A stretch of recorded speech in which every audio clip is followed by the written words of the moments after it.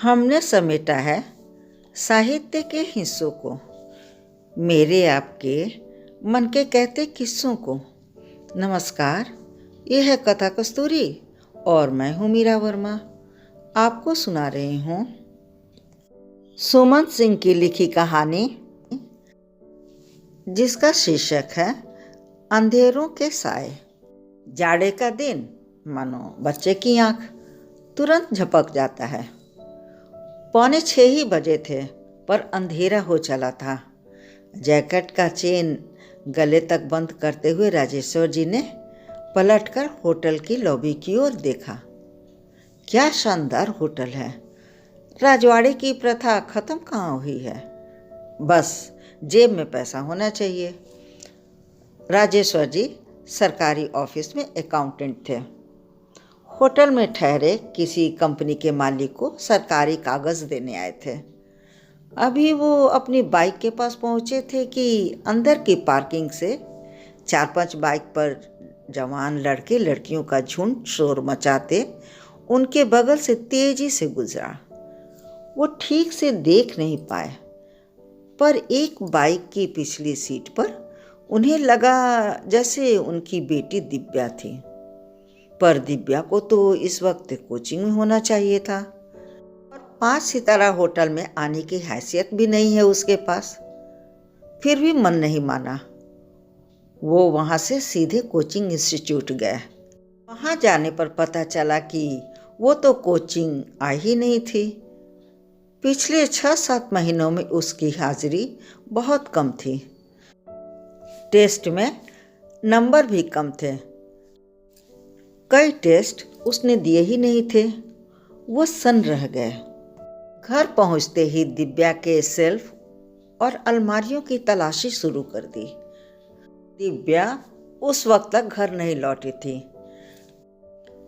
कमरे से तरह तरह के ड्रेस, गहने, परफ्यूम जैसे कई कीमती सामान मिले। चिंगारी निकालती आंखों से उन्होंने अपनी पत्नी की ओर देखा।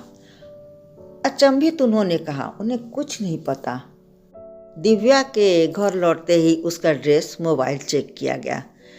भद्दे ड्रेस पहने होटलों में लड़कों के संग डांस करते, शहर से दूर एक लड़के के साथ उसके कई फोटोज, कई वीडियो मिले।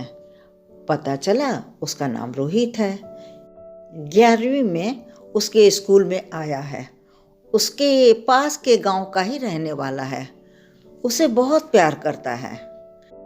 ये सारे गिफ्ट उसी ने दिए हैं। राजेश्वर जी सिर पकड़कर बैठ गए। ये क्या अनर्थ हो गया? राजेश्वर जी मध्यम परिवार से थे। अकाउंटेंट की सरकारी नौकरी और गांव में ही थोड़ी बहुत ज़मीन थी। बस दीपक और दिव्या 2 संतान, दोनों ही पढ़ने में होशियार थे। किसी तरह शहर में रहकर उनकी पढ़ाई का खर्च जुटा रहे थे। बेटे ने पिछले वर्ष IIT कानपुर में नामांकन लिया और दिव्या डॉक्टर बनना चाहती थी। स्कूल के बाद वो सीधे कोचिंग चली जाती थी। बोर्ड की परीक्षा की तैयारी के लिए 10 दिन हुए स्कूल से छुट्टी मिल गई थी, परंतु कोचिंग में क्लास चल रहा था।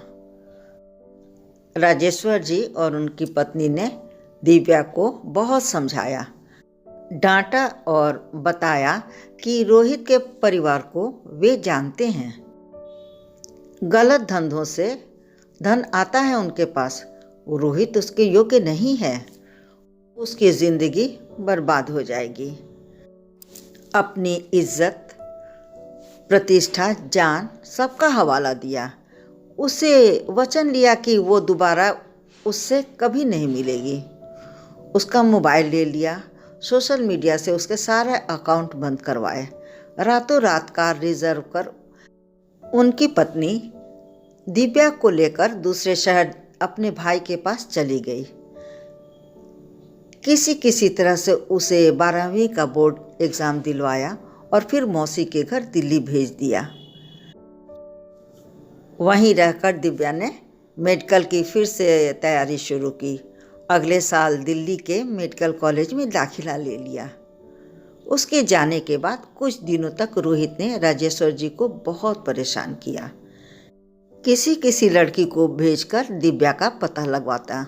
जब कुछ पता नहीं लगा तो खुद घर आकर फिल्मी स्टाइल में चिल्लाता, उन्हें मारने की धमकी देता, कहीं भी रास्ता रोककर खड़ा हो जाता, बदतमीजी करता। राजेश्वर जी ने गांव के कुछ लोगों की मदद से उनके परिवार तक खबर पहुंचाई और बड़ी मुश्किल से रोहित से पीछा छुड़वाया। समय गुजरता गया, 4 साल हो गए।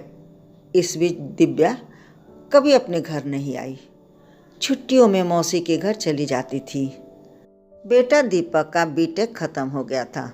उसे अमेरिका के यूनिवर्सिटी में एमटेक के लिए जाना था। दिव्या का भी मेडिकल में मन लग गया था। रोहित भी शांत था।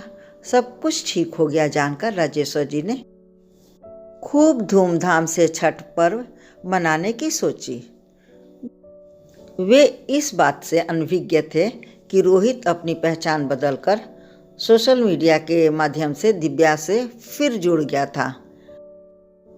पूरा परिवार, दिव्या और दीपक भी गांव में इकट्ठा हो गया।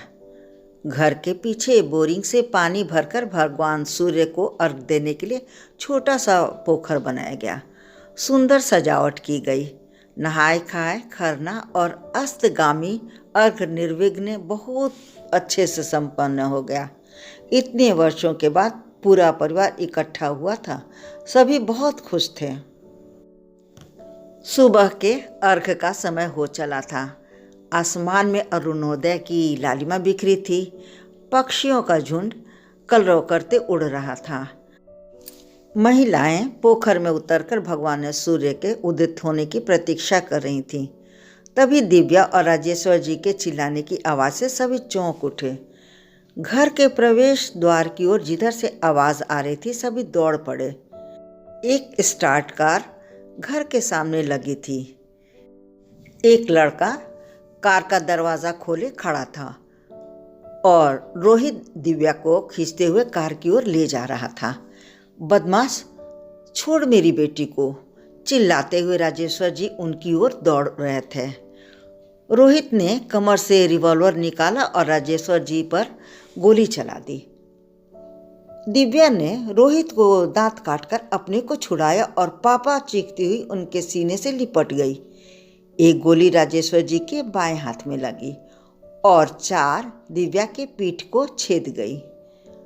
पिता बेटी दोनों जमीन पर गिर पड़े।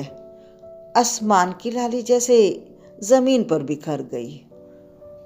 दीपक ने रोहित को पीछे से धक्का दिया। रोहित ने हाथ से रिवॉल्वर छूट गया और वो जमीन पर गिर पड़ा।